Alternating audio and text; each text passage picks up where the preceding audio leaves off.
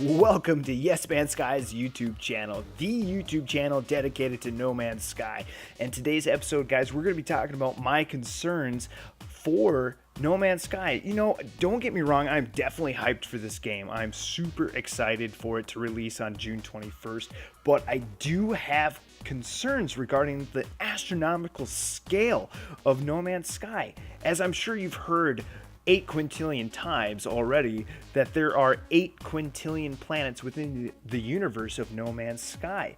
But let's my concerns, let's bring it to a gameplay style viewpoint, okay? From a completionist view. I can't imagine any completionist would want to play this game because they would want to visit every single planet. But guess what? Even if you spent 1 second on every single planet in No Man's Sky, it would take you 5 billion years to visit every single planet in No Man's Sky. I want to know what the PlayStation Platinum Trophy is for this video game. It's got to be absolutely ridiculous. Like, hey, congratulations, you just discovered 2 million planets. Guess what? You only got, like 7 quintillion and more to go. If you know the number, go ahead and comment down below. Excuse me, but okay, so let's completionists.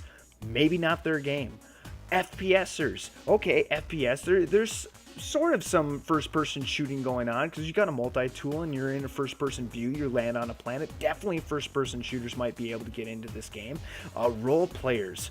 RPGs. Okay, so you're interacting with NPCs. You might be getting missions within the game. You can definitely upgrade your ship and your multi-tool. What about your spacesuit? I bet you can upgrade your spacesuit armor or something like that for sure. Okay, RPGs, you got it.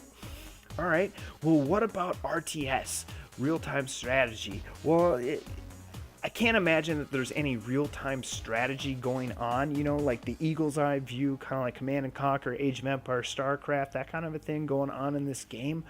But you definitely have some strategy that you got to apply to this game for sure, because one of the main goals that Sean Murray, the managing director of Hello Games, mentioned was that the goal is to get to the center of the universe.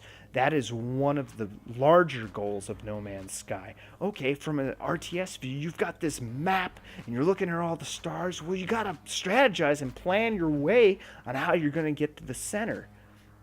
I guess what my concerns are, we don't know what drives the motivation to play No Man's Sky other than the fact that there's this mystery, this mysterious draw towards the game. Everyone's very excited for the game because it's an open world free roam game. Yeah, for sure.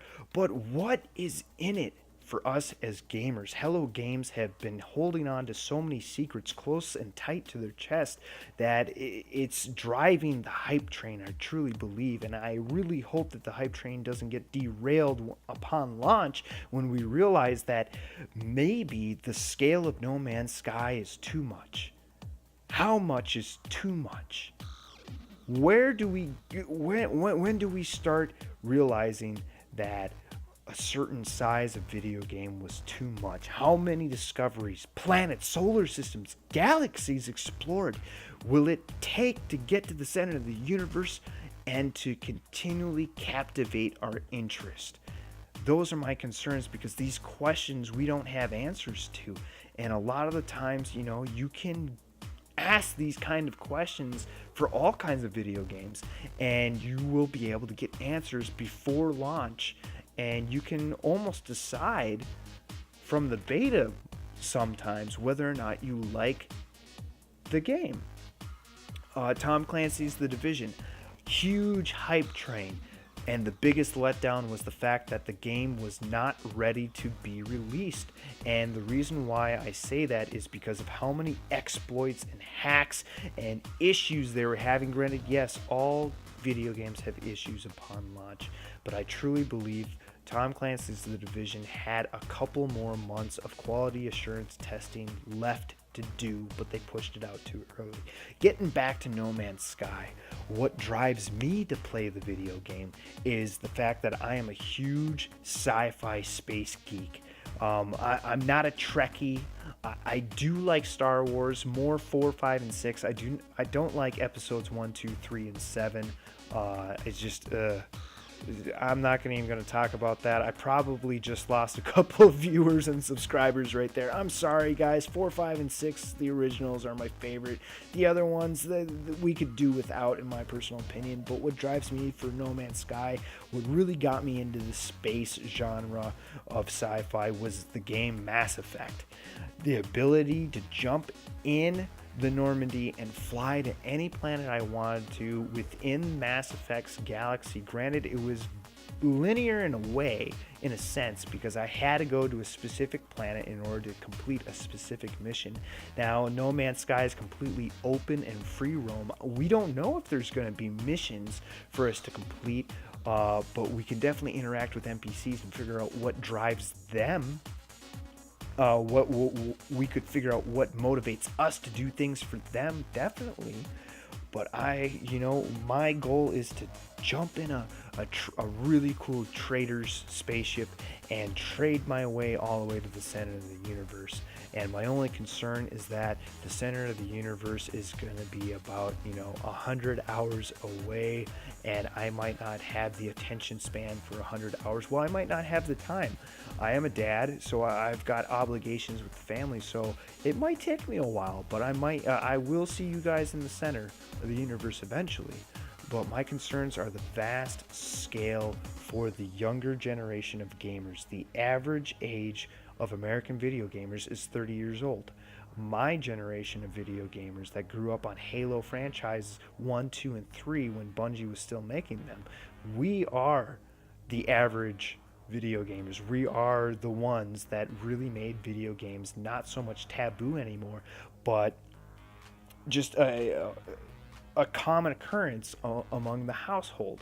59% of Americans play video games. I really want to know the percent of how many play Minecraft, because there's got to be a ton. But I'm losing myself here. I'm losing track on what I'm trying to talk about. My concerns are the younger generation are growing up on linear games. Yes, open world games were out there, but Call of Duty, Battlefield, Skyrim, and Mass Effect, Fallout 4, all very good games, and most of the games have very massive maps, but there are still limits. They are limited to what they are allowed to do. The campaign is very linear. Go here, talk to this person, do this, you have to do this. No Man's Sky is revolutionary in a way where you don't have to do anything if you don't want to. I remember playing Grand Theft Auto 3 for the very first time, and it was daunting because I wasn't ready for that. I was so used to being told what to do, how to beat the game. You have to do this, this, and this, and you win. Okay, sweet, I'm gonna do this, this, and this to win. And when I came into Grand Theft Auto 3 and they said, hey, you might want to talk to this guy, or you could steal a car and drive around for a couple of hours. I usually stole a car, drove around for a couple of hours, got bored, and then I put the game down and I never came back to it. And I guess my concern is that's what's going to happen with No Man's Sky with me, but I'm very, very excited for it because I love space. Let's move it on here. Let's hear what your concerns are for No Man's Sky. You guys let me know. Comment down below. Tell me what your concerns are for No Man's Sky, because everyone has concerns.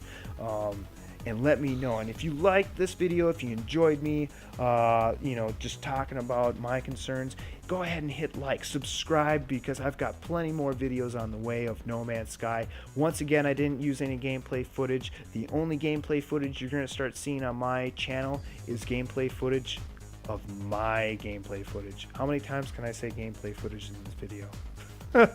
Alright guys, well, you take it easy. Hopefully I see you in the universe of No Man's Sky. Not likely, but hey, here's hoping.